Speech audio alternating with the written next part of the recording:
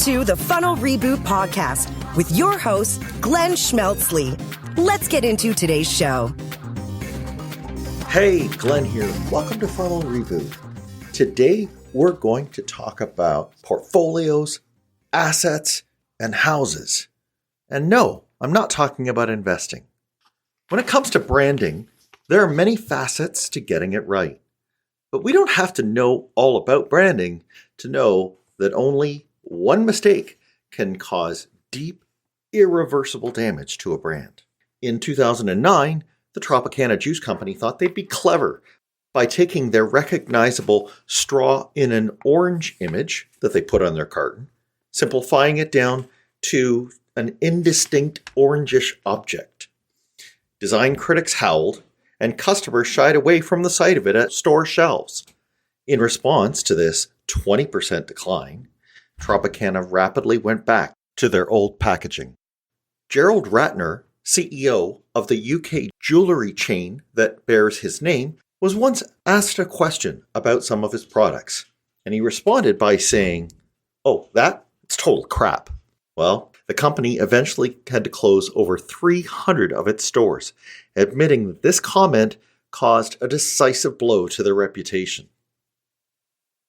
The Subway chain decided to make a video game, naming it after their longtime spokesman, Gerald Fogel. And they were making a joke about the fact that he had gone down several pant sizes. To focus on that weight loss, called it Jared's Pants Dance. Yeah, but they did that just at the time that Fogel pled guilty to sexual interference charges. Google changed the logos of its suite of work applications with geometric shapes in their corporate colors. But they are also similar that they confused users, including me, who can no longer tell whether they're opening docs or sheets or slides. So what do we do to make sure that we use brand assets in a smart way? One thing we should do is we should consider picking up the Smart Branding book. Its author graduated from Cambridge University with a Master of Arts. And since then, he's worked in marketing and market research and as a brand consultant. He's equally passionate about using imaginative visuals to bring concepts to life. And he always does it with a pen in hand. If you want to get some of these clever frameworks and visual metaphors that he uses, you should pick up his marketing books, which includes, most recently, the Smart Branding book, published in 2023. Now, 3 people have been repeat guests on this show before, and we're now going to talk with the person who is now the 4th.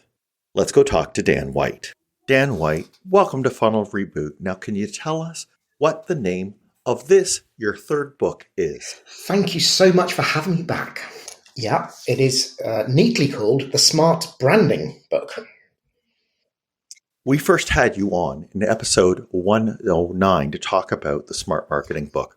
And that book was a survey, I felt, of the different models that many people have come up with. This book, on the other hand, seems to have a lot more of Dan's own homegrown descriptions in it. Would that be a fair assessment? That would make a lot of sense to me because I started off in the world of communications and branding. You know, that was my heartland. So I kind of always felt that is what I know best. Now, when I did the Smart Marketing book, I went broader. I wanted to do like you said, a comprehensive field guide of all aspects of marketing, which would include customer experience and innovation and the whole mix. Whereas this one is now zooming in on brands, which I feel I know a little bit more about. So this is a bit more me. There's been 3 years in between the 2 books. What would you say has changed in that time? So I think I'm pretty sure my thinking has evolved a lot since my first book. I'm a big fan of LinkedIn, and I use it to both read and learn, but also to ask questions. So I will post questions or contact people directly about things I don't know as much about. And that has helped me a lot in developing the Smart Branding book. Because, I reach out to people who are experts in different areas to make sure I've got the best thinking in each area. So I'm hoping that each book I produce will be an evolution on the one before. It seems to be. There are different illustrations and new models that you're using. One that I appreciated, just to pick one out of a hat, was when you're talking about, take a consumable good. And we've got, the people who make the brand needing to understand how, even though they design things once, the consumer is experiencing it in a cycle. And the way that you describe that is you draw a picture of a big circular lazy river. Can you, take our listeners through how that helps us shift our point of view over to what the user sees versus what we see? The origin of this kind of lazy river diagram or analogy, I suppose, is that most of the time consumers are not they're not thinking about, they're not that interested in a category purchase. They've just bought a car. In fact, they've just bought some milk even, and they're just kind of waiting for the next time they need it. They're not looking at information for the next purchase. They're just cruising around quite happily. But there's a cycle. And for some products, it's a short cycle, like a week, things you buy every week. And for some things like cars, it's every, 5 years or something? Whatever. Yeah, or longer. And for most of that time, in fact, the average is 95% of the time, people are not interested because they're not in the market for buying or buying again. Now, what's interesting about that is that you can still influence people a lot during that 95% of the time when they're just lazily flowing around the river. And if you do, it makes it much easier for them to decide to buy you when they do come round again. And I think that's a nice, that's why I think this is a useful analogy, hence the diagram. Yeah. I think it does a very good job, and it, to me, also helps us understand the passivity of the consumer and how, we're in an age where we want to track everything, and our bosses want to see metrics to show that the marketing that we're doing is resulting in something. Something like what you've drawn and described helps us see that perhaps the only thing that we would notice is that nothing happened except for the next purchase. It's slow and long term. Yeah, exactly. The brand building effect is slow. I mean, most practitioners agree that the effect of brand building advertising, let's call it, takes at least 18 months before it pays back, because it's a long-term effect. You're building long-term memories in people's minds that will influence them potentially for 2, 3, 5, 10, 20 years into the future. So it will pay back, but you won't get that in a time frame. And if your brand, if your company rather, is focused on getting a payback in 6 months or 3 months, brand building advertising will be discarded. But it means you will not build a profitable brand. Right. And I think that's the key. It's always about short-term, long-term. How much can you afford to wait for the returns? If you can, the returns will be bigger. Very well put. The obsession with measurement. Now, you do actually, near the end of the book, give some time to measurement. So you're not saying you cannot measure it. It can be, but you make the point that there's a lot of different KPIs, and some of them are helpful to us and some really aren't. The ultimate KPI, of course, that a company will use is sales, but the branding that they need to do before they reap that benefit of sales, they need to look at the investments that they're going to have to make. You point out, so for example, if we're saying that we want to acquire new customers, and it's a physical good, you point out, be ready to make an investment in distribution. if you want a person to buy that McDonald's coffee, you've got to make sure you have coffee machines in all the McDonald's. Well, yeah, I mean, distribution tends, in most cases, tends to be the biggest driver of growth. Just being available. It's a bit more complex than that, because you can distribute or try to distribute or pay to distribute, and if there's no demand for your product, it won't work. But actually, distribution is the number one driver of sales. Actually, yeah. So you're yeah. Go on. I just love how you're pointing out that what we have to do in the short term is measure the ROI of that investment, and only if we're satisfied that it's going to naturally have a ceiling. When we have put a McDonald's on every street corner, and when someone, if they had the impulse to buy a coffee, would easily be able to get one. Sure, there's a top, but we need to be measuring before we hit that on how well it is making something available for our audience. Exactly. I think it's worth remembering that it's only your McDonald's and your Starbucks that get anywhere near to that maximum, really. Right. Let's be honest. Most brands will still only be distributed to a relatively modest proportion of potential buyers. There's always other places people could buy and you could sell your product to. So that's one important point, I think, and that's why distribution remains the number one driver of sales. But you still have to have a product that is compelling enough. So the two go together. One of the worst things you can do is drive distribution without driving any demand, or the other way around. Neither works well. You have to plan for both to build together. Yeah, and you illustrate that beautifully by showing that, we have this kind of phalanx of different investments we need to make, and they all converge at a sale. So we've got to get it all right. Maybe I could even borrow from the old 4 Ps of marketing, right? We need to look all across the way that we're offering something before we can simply say, come buy it. Exactly. A weak link in any of the kind of big, the 4 Ps is going to be a problem. You can get people to buy something, but if the product itself doesn't deliver, you don't get repeat. In fact, you get worse than that. You get detraction. You get word of mouth, especially in the today with the ability to spread the word about bad products, through social media. Bad products cannot survive, never survive. You have to be at least on a par with your competitors, right, to survive. And obviously you do better, much better, if you're superior. So, that product. And like I said, place, we just talked about it. Place is fundamental. The more places you can buy it, the more you're going to sell. It's almost as simple as that, provided you've got a decent product.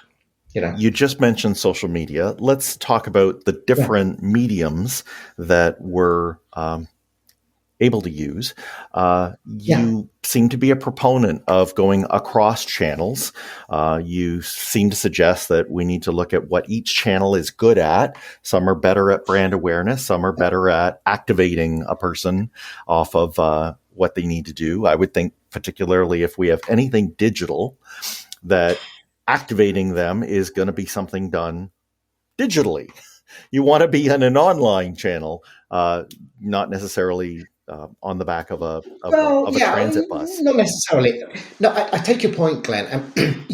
I think it's pretty clear that the most effective mixes of channels are ones that do a combination of what is usually called brand building. So getting people to want to buy, or interested in, aware of, your brand. But then that's fine, and that's great, and you're building that long-term memorability. But you also need to remind them of it, as in to bring back those memories and make the brand salient close to the point when they're going to choose a brand. Mm-hmm. I think that's my favorite way of talking about activation. Activating existing memories to make the brand really powerful in people's mind just before they buy it. So, yes, you're right. I think digital media, social media, for example, are brilliant at doing that just before people buy, if they're going to buy it online, because they can literally click through and buy it within a few seconds. But I think of certain, for example, outdoor media as also being very powerful activation. For example, for, I don't know, foods, drinks. If you activate people, or radio, actually, you activate people via radio advertising as they drive to the supermarket, and then you activate them as they go into the supermarket through posters. The brands that your brand will be salient as they go into store. So there are many channels. Most channels have an opportunity to brand build and or to activate, but it depends on your category and your brand.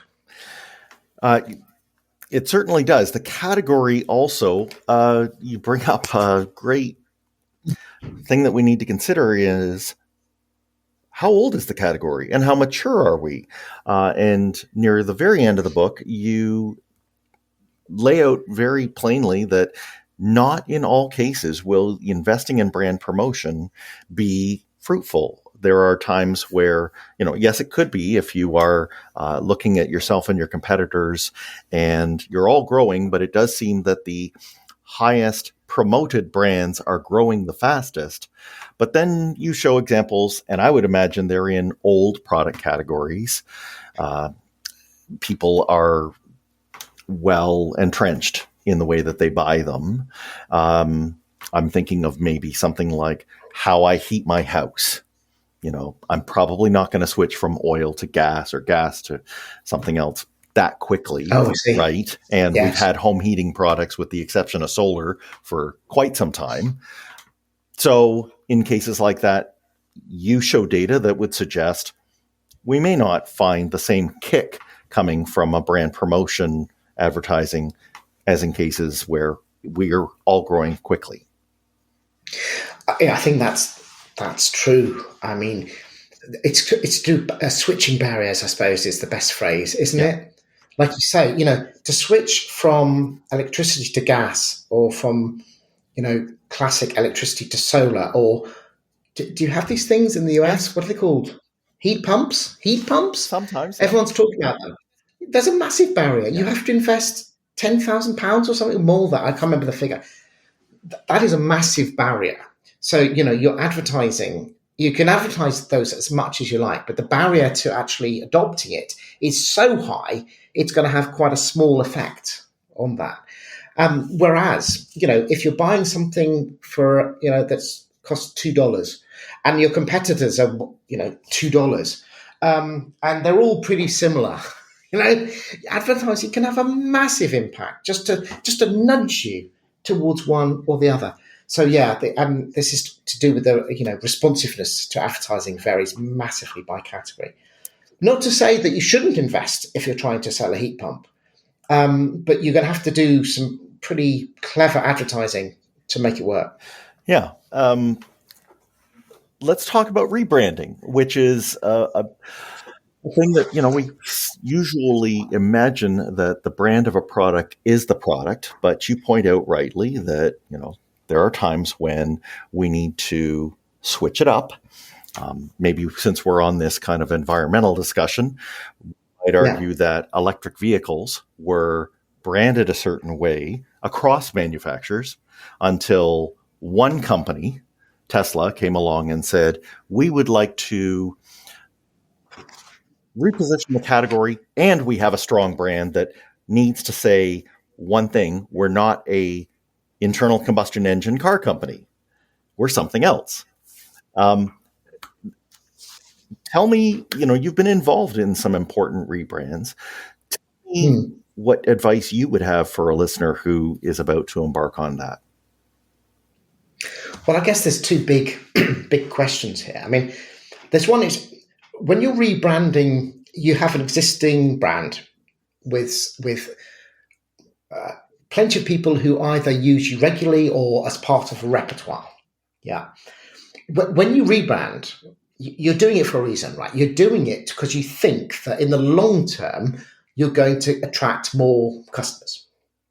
If you're not doing it for that reason, I don't know why you're doing it. The example in the book, it's a very down-to-earth example, but I'll share it anyway, which is Olivio was a brand of margarine. Well, not margarine technically, but, a spread made predominantly from olive oil. And it was fairly successful in various countries. But its owner, which was Unilever at the time, also had a brand of olive oil across many, many other countries called Bertolli. So they wanted to migrate the Olivia brand to be called Bertolli Spread, effectively. But already, of course, people bought Olivia. They liked Olivia. So I think I learned a lot from that, because to rebrand it, your goal really is to make sure that all your existing people who like you and know about you will not, you won't waste that equity. You will transfer that equity onto the new brand name that they didn't really know about before. And I think importantly this is where we talk about distinctive brand assets and patience, time. So what they did, and this is the best migration I've ever seen, is I think it was 4 stages of migration, where originally it was Olivio, and then it was Olivio. Oh, underneath that, made with Bertolli olive oil. Okay, fine. So users especially would notice, it's made from Bertolli. I've never heard of Bertolli, but it's made from Bertolli olive oil. It's outstanding. Yeah, it's true. I was over, but actually that's quite good, because I might then go and buy some. So it was, fine. And then it was, it flipped the other way, which was Bertolli spread, formerly known as Olivio. Oh, okay. So I know this one, and also the packaging was kept similar. Similar sort of colours, similar sort of fonts, so that people would, quite easily find their normal brand and go, oh, my normal brand, it looks similar, very similar, but it's now called Bertolli. Oh, yeah, no, I knew that. I knew it was, it's okay. It's the same thing. Great, because I love it.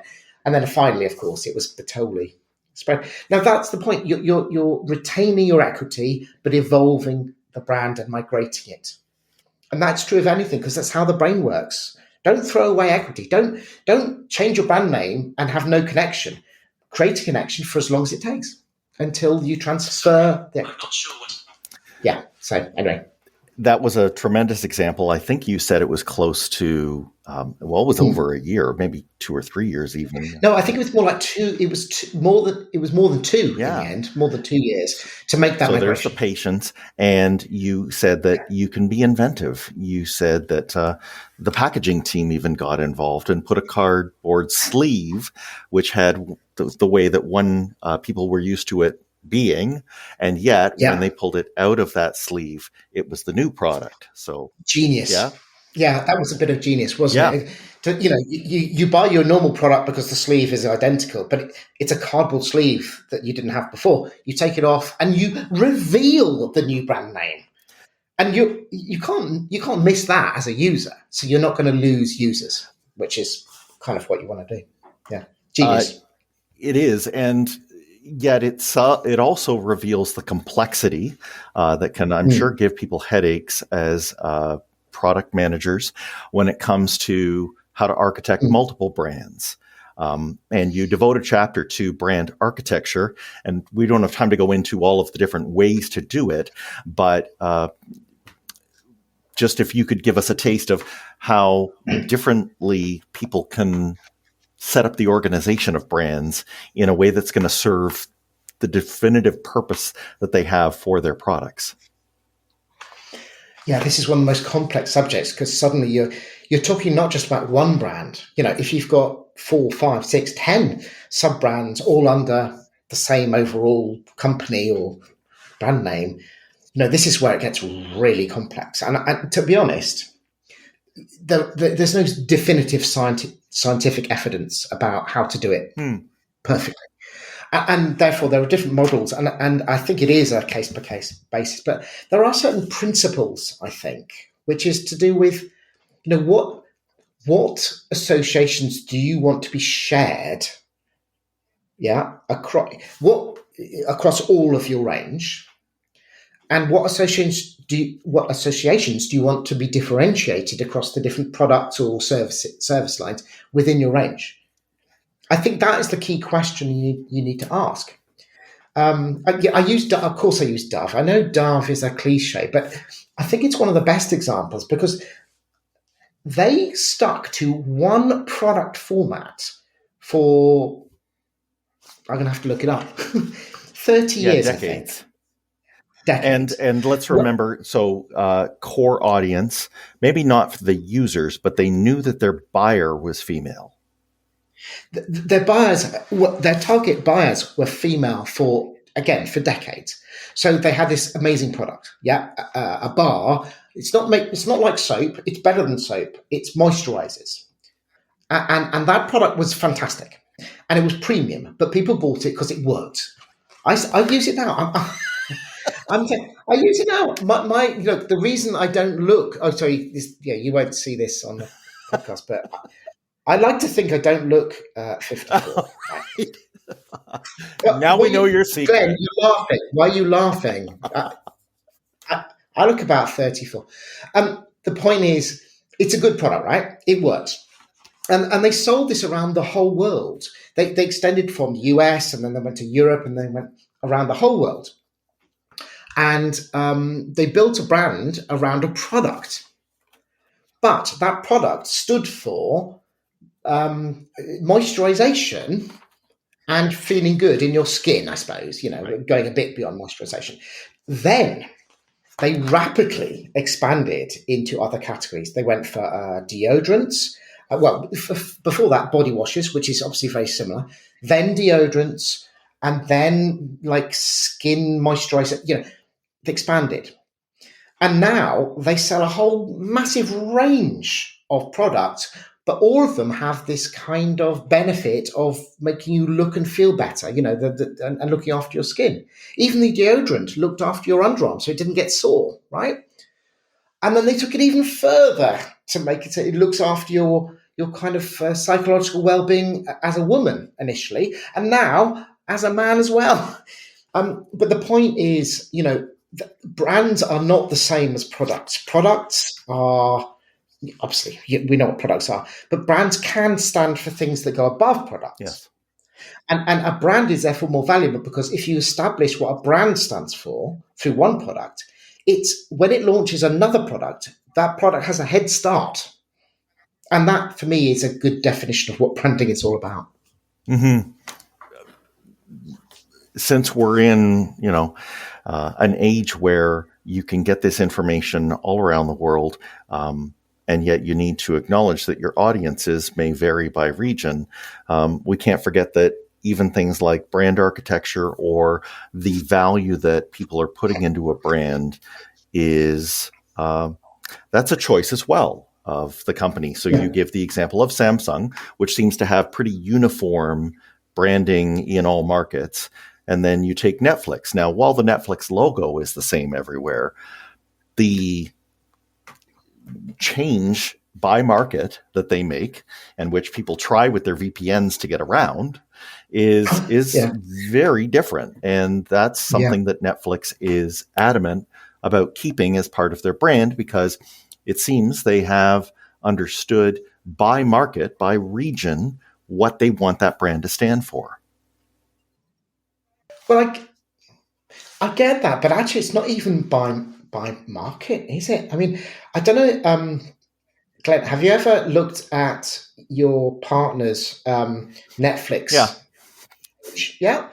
Does it look anything like yours or not? I mean, no. There might be one or two programs, if you're lucky, that are in common. But effectively what Netflix have done, and Spotify have done exactly the same, is it's about tailoring the experience to individuals. And, yes, of course, that applies by market. So there will be more Bollywood movies available in certain Asian markets than here, or to individuals in the UK, there will be lots of Bollywood. It's not about market. It's global. It's about people. And those brands have used technology to tailor their product, their service and product to individuals. Now that is very special, and a few brands have managed to leverage that in a big way. And that is why, I did a training session the other day with about 20 people. I said, oh, how many of you use Spotify? It was like 19 out of 20 people. Yes. And you think, why? Because it's their music. And then they are got access. For me, like I've already mentioned several times, a person in their 50s, it's playing me stuff from the 80s and 90s that I loved as a teenager. Right. It's just a good service. It's a good product. It's tailored. But they've used technology to tailor it. So. Sure. And perhaps that, value is like the brand proposition is we give you you. Yeah. We give you what you want. I mean, what brand, a brand that does that is always going to do well, isn't it? Absolutely. And I want to pivot over from the things that we, I guess, could say are all things that a company has within its purview from a brand to the consumer. But before we do that, we're going to take a really quick break. Breaking away for a sec to ask, do you have a lot of company data in reach, but struggle to get useful business insights out of it? Do you open up your Google Analytics, but find you're at a loss on how to get it reporting the way you want? Do you wonder what new marketing strategies you could leverage if you could just unlock what's in your data? If you said yes, then you sound just like other clients did when they started working with me. Many B2B companies who I've done project work with have been helped by modernizing their analytics. Some deploy dashboards, some activate their data using machine learning. Let's talk about what you would like your analytics to do for you. Please reach out today via the podcast feedback channels or connect with me. Search up Marketing Analytics People on LinkedIn. I'm usually the first Glenn that pops up. Okay, let's get back to the show. Okay, Dan, we're going to talk about how our brains perceive brands. But first, I think there's something interesting it's been kind of riding along the whole time we've been talking, and it's in the book, and it's just this sense of inertia. We shouldn't wrongly assume that brands will just continue to frictionlessly roll down a hill once we get them started. Brands have a way of rising, but they also have a way of falling. And I guess I'm coming to the reputational elements of a brand. There are ways that a brand can be killed by its own makers in the eyes of the public, where the product didn't change one bit.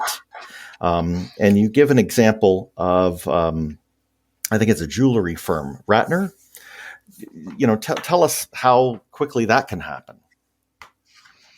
Well, that is a very famous example. It's a UK example.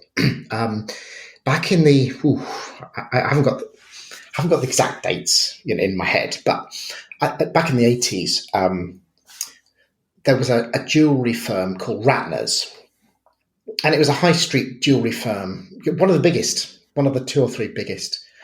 And I guess they were at the lower, they were at the lower priced end of the market. Yep. Mainstream, good value, decent jewelry. Yeah. And they made a lot of money. They were very successful. But their founder, Gerald Ratner, I hope this is not libelous. I'm going to be very careful here. But apparently, let's say he was at an event, talking about, like a private event, yeah, talking about his success and his company's success, etc. And whether or not he had too much to drink is, I couldn't say. But he did make some comments at that meeting that someone in the audience passed on to the press. And I won't quote the exact quotes. Well, I can't find them quick enough. but the point is, he made some very negative comments about some of his best-selling jewelry.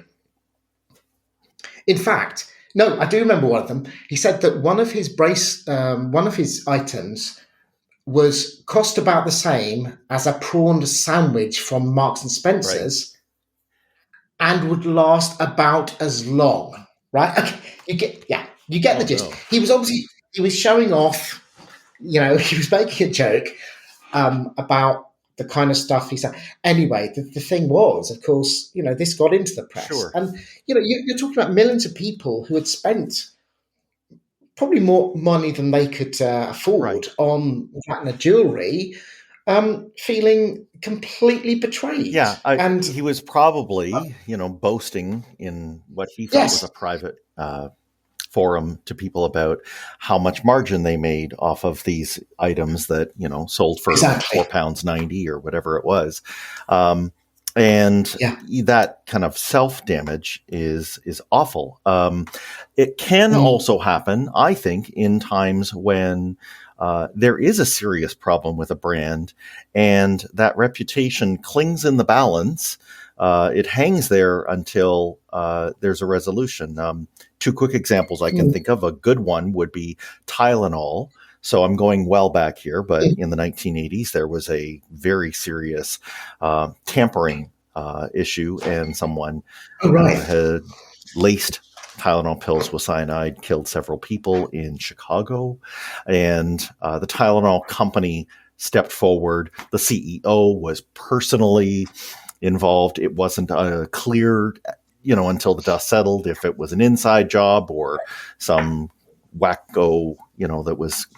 But what they did was they completely changed the bottling, and what we know as pill bottles now are designed because of the changes that Tylenol made in a super short period of time. They, of course, are still a market leader, and they weathered that just fine. Their reputation actually was reinforced by how reactive they were. An example that would go in the other direction, and I don't mean to pick on UK companies, but BP, and I'm thinking of the Deepwater Horizon spill in the Gulf of Mexico in around 2009, and how Tony Hayward, the CEO, he did come on site. He did, seem to want to work with authorities to clean up, stop this gushing underwater well and clean it up. But he also, like the Ratner CEO, made an offhand remark to a reporter that he didn't want to be there. He wanted, quote, his life back. Oh, really? Right, which I think consisted of yachting races, having cocktail parties, and the high life, golf trips. So this is a way that a brand, again, product doesn't change. The gas still comes out in the gas station. The Tylenol is still there at the pharmacy, but our perception changes wildly based on that. What does that suggest to you about our brains? Well, is that about our brains? Yes. It says that we react in a very emotional way, in a very personal way, right? So if the CEO of Tylenol is apologetic and shocked in the way we expect them to be shocked, and is passionate about stopping this happening and does something about it, we forgive them.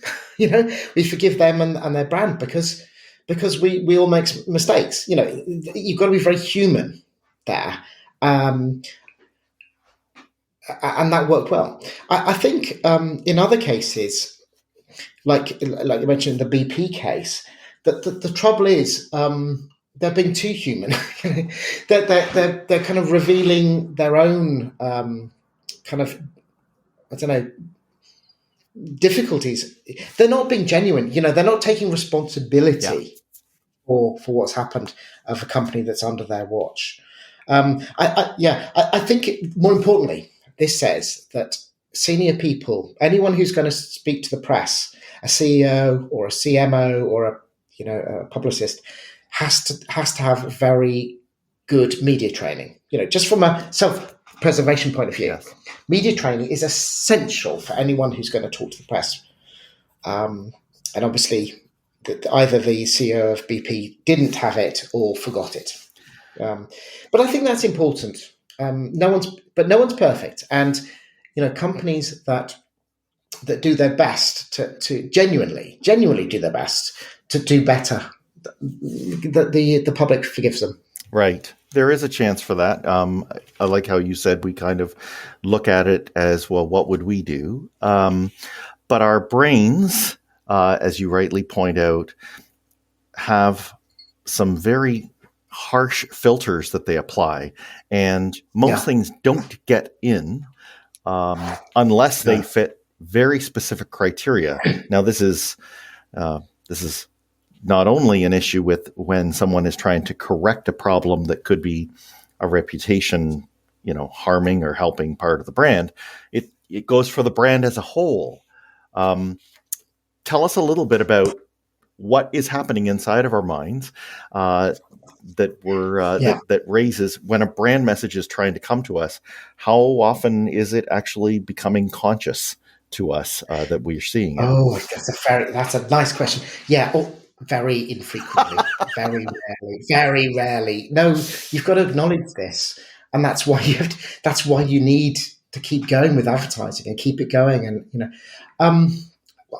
okay, this is go back to my psychology at university. To be honest, the brain, to survive, the brain needs to filter out almost everything that it experiences, the stimuli coming in, not the vast majority, because most of it is stuff we're familiar with, right? We can't. I'm looking around my room now and outside. It's like, well, I know my car is always parked there because it's always parked there, right? I'm not going to pay any attention to that. What would make me pay attention if it wasn't there? Then I'd get really interested. It's been stolen, right? The house opposite is there, If it was on fire, I'd notice it, but it's not on fire, thankfully. Right. Also, it's raining, so that and those all burn calories, right? That effort of yes. Yes. That's a nice way of putting it. The brain has a certain limited amount of resource it can spend because you say, it burns calories. It requires effort.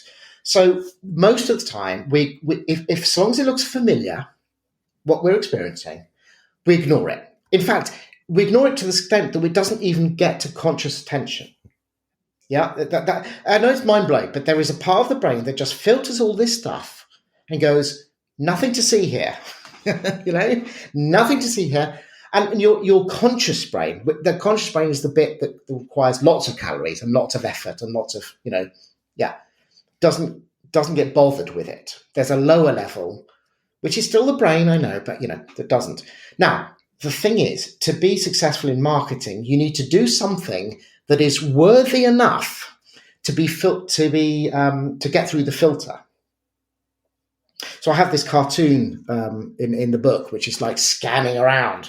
It's like, no, boring. Hang on, what's this? And that's kind of roughly how the brain works. Mm-hmm. And marketing needs to get to create something that's different, distinctive, unusual, unexpected, original, creative.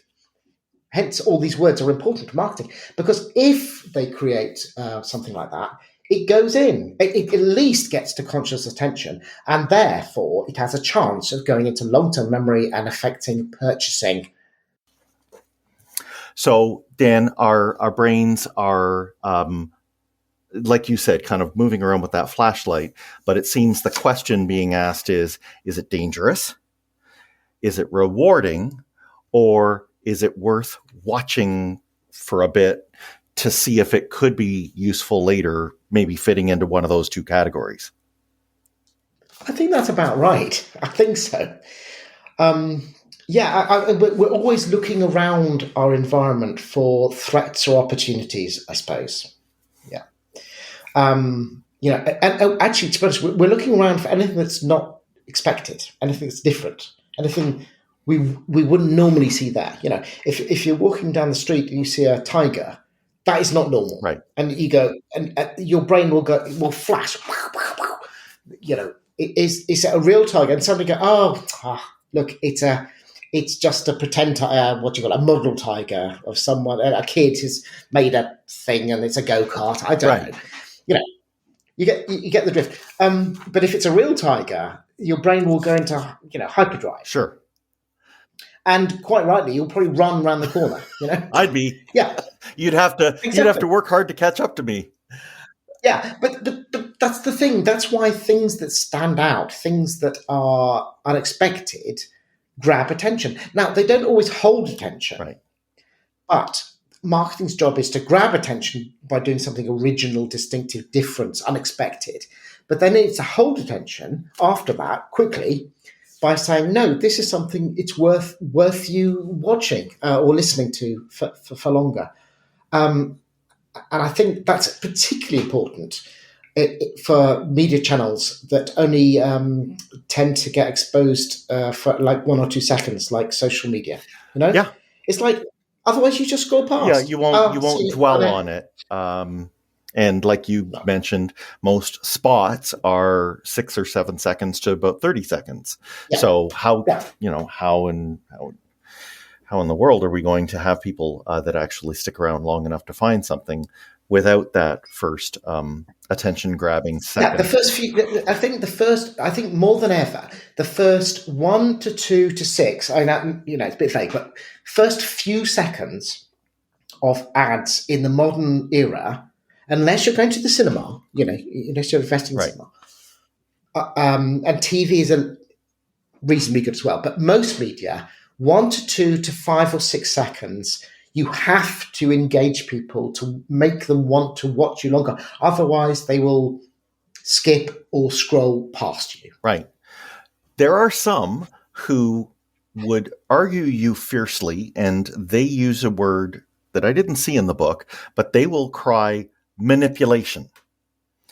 And I couldn't help, but after reading what you were saying about how our brains work, that I imagine you don't buy the manipulation argument, that you are saying, look, a person's own brain is an amalgamation of what they have trained their brain to consider normal and consider attention worthy, which is, out of the norm.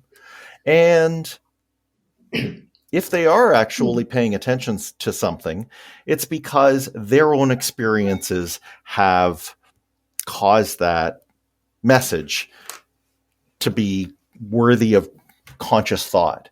Do you think that they're, like you said, like going to the cinema, if you are doing that every day of the week and twice on Saturday, maybe you are going to be hypersensitive to things that a person who doesn't have that media consumption.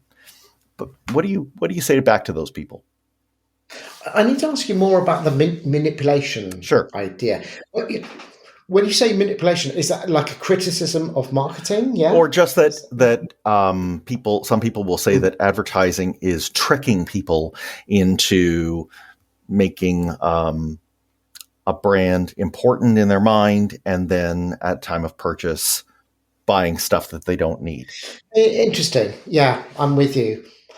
Tricking. It depends whichever word you use, whichever verb you use, will change the interpretation.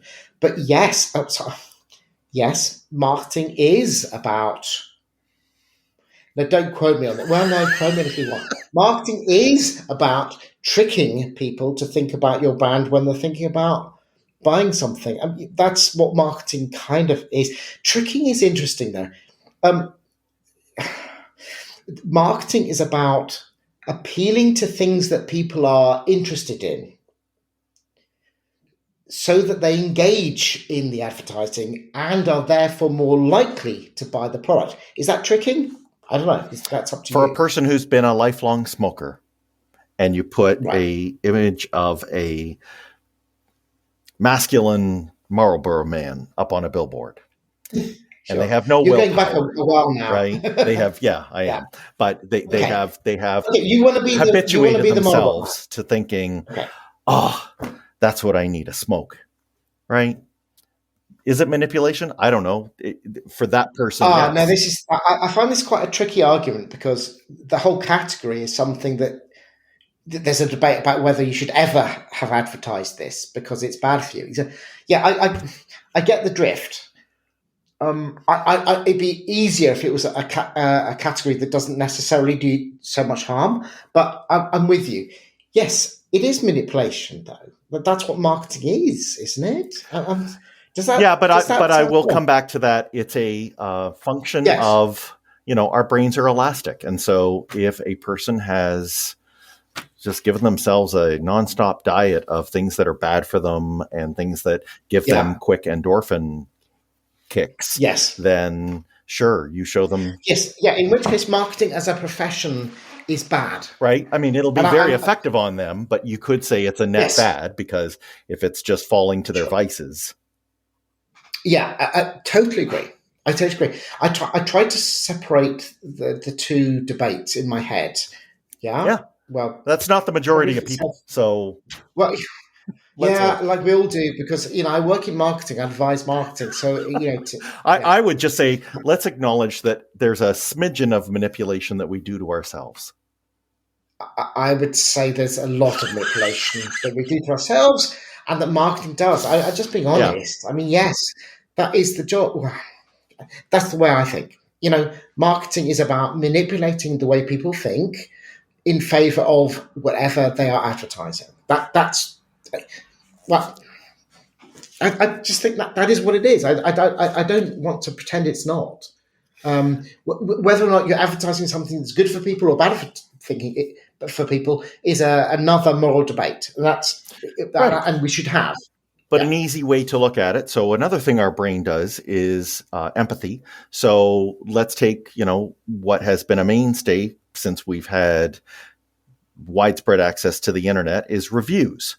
So reviews and other user-generated content with a brand, to me, are a great way for our brains to have a check against that, I think this will be great for me. I think if I buy this, my future state will be amazingly better than I am right now. Well, maybe we go and we see there's a whole bunch of 2 and 1 star reviews by people who had that thought, took the plunge, and then were disappointed. And that'll probably deter us. So... Absolutely. And I think that's important. And I like that development of, individuals being able to express their opinions about products and services. It really, really is helpful, especially when something is dodgy or poor. I think that's... I am still worried about certain advertising standards not being upheld. I don't know. I play a lot of Scrabble Go. Okay. I love Scrabble on Scrabble Go. And the apart from the fact that I only see about 3 or 4 adverts, about 1,000 times every week, which is very frustrating and annoying. I do see some ads that I think would never pass the kind of stringent advertising standards that you might see on, for example, TV advertising. Right. And I find that really worrying. Why? How can we introduce those standards? For example, there are several I've seen that basically say, you go on this basically gambling site, bingo site, and it gives the impression that you just automatically win money. Right. The overriding impression from the ad is that it's an easy way. There's an ad where someone goes to a restaurant and they haven't got enough cash to pay the bill, right? They go, hang on, and they go onto this app, gamble some money, win some money into their PayPal account, and then, I can pay. Now, that is so misleading. Yeah. So misleading. How on earth is that allowed? But I guess there are no regulatory systems that stop it happening. That worries me much more than the gentle manipulation of the advertising we talked about earlier. Sure. And so it's on us to make sure that those regulations or standards catch up. Right. It seems like, with the new. Yeah. Channels. I mean, in the case of movies, it was, I think, the Hays Code, which was in the 1930s. TV, it was in the 60s or 70s, and then continued to be basically made tighter and tighter. We haven't quite got there with all of the different display ads and things on the internet. Makes there sense. is a, I guess we're kind of asking what kind of society do we want? And we need to acknowledge as consumers when we're looking at ads and as advertisers when we're placing them that, this is all, we have a common good here. Yeah, this is like a public park. And if we want to drop trash in it, then we're going to have a trashed park. Yeah, exactly. Yeah. Nice. Dan, the theme of consistency is one that I don't want to leave this talk without having. You say that, yes, you can advertise brands, but you put them in a quadrant, and you say that, you have to go along two axes. And it's my word, not yours, but I'm going to say you call it a well-defined brand. But to me, I think that's also a well-defined brand that is consistently messaged. Those ingredients together make for a strong, fast-growing brand. Yes. You clearly believe this. Would you be prepared to turn the telescope around and put it on your own brand? And tell me if you think by your books now, we have a Dan White brand that is consistent? Well, I'm hoping so. Yeah. Well, tell me, what was the thought process for that? No, there was a thought process. There was, because like you say, I believe in the more consistency you have in your tone, your voice, your colors, your graphics, all of these elements of your brand, the more consistent they are across channels and over time, the more successful your brand will be at becoming memorable. And I've tried to do that with my own brand. Yeah. Which, you just made me realize I've already got an inconsistency, but it's a smart marketing brand. Yes. It's associated with the name Dan White. Yes. It's also associated with, hopefully, the diagrams and illustrations I publicize regularly on LinkedIn and, of course, in the books.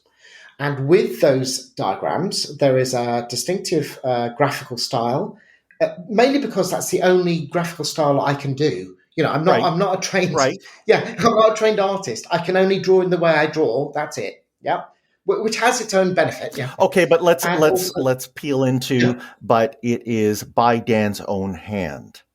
So there's exactly. a authenticity and an unvarnished, right? It's not going through several designers. You're seeing directly what Dan thinks because he's drawn it. Glenn, are you saying it's scruffy and ugly? Not at all. No, okay. No, I get you. Yes. No, but the point is it hasn't. But to me, those authenticity, I hope, will come across from that. Yes. But also a consistency. And the consistency is probably the most important thing. They always look the same, my diagrams, I think. And also, I use the same. I only have three colors. I have a kind of a greeny, like turquoise, greeny, whatever you call it, a greeny blue.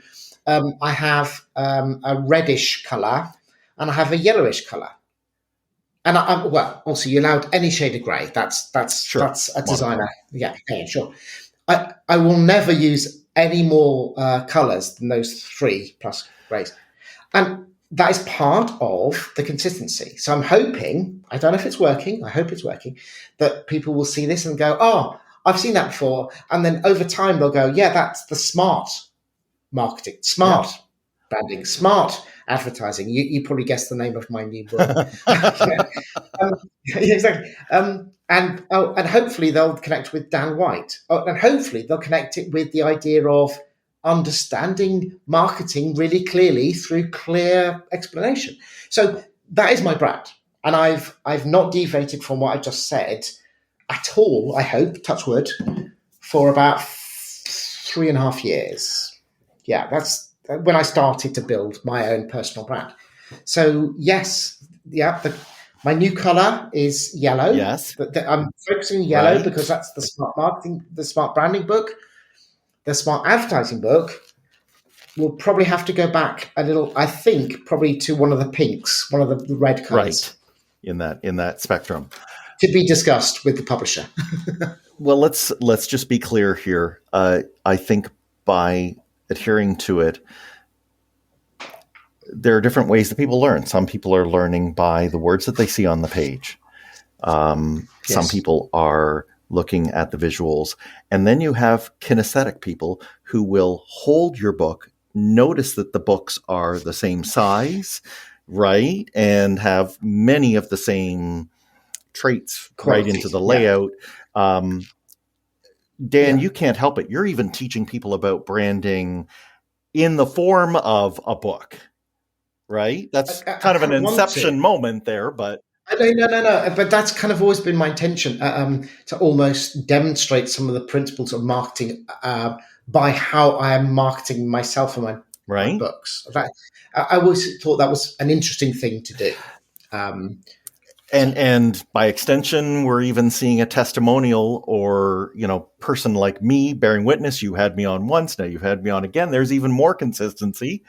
Branding, right? You remembered my thing, my brand enough to say, we should have him on again. And so I hope, I hope people don't take this last little bit as being self-serving. I think what I hope they get is that it works. If you do it this way, it works.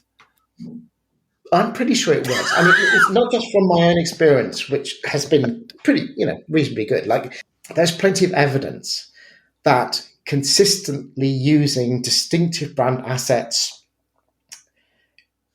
builds brands. That's it. It works. The evidence is there. I've got 2 books behind me that pretty much prove it by Byron Sharp. Yes. I thought, let's see if Byron Sharp's right, and in my own brand. And so far, I'm very glad I listened to him. Yeah. But Dan, if people want to find out about how to get the Smart Branding book, where should they go? I think the best place to go really would be smartmarketing.me. That's my website, just smartmarketing.me. But I'm also very open to anyone who wants to connect with me via LinkedIn. You'll have to. There are, like I said last time, there are thousands of Dan Whites. But if you look up Dan White, author of the Smart Marketing book, you should be able to find me. And hopefully my branding will appear. That's it. Yeah. The illustrations will probably provide breadcrumbs that lead right to you. Exactly. So so I welcome any contacts. All right. Well, thank you again for coming on the show, and I'm sure that people left with a way to make their funnel even better. Thanks for listening. Follow the show on Twitter @Funnel Reboot. If you like what you have heard today, please consider leaving a review wherever you get your podcasts.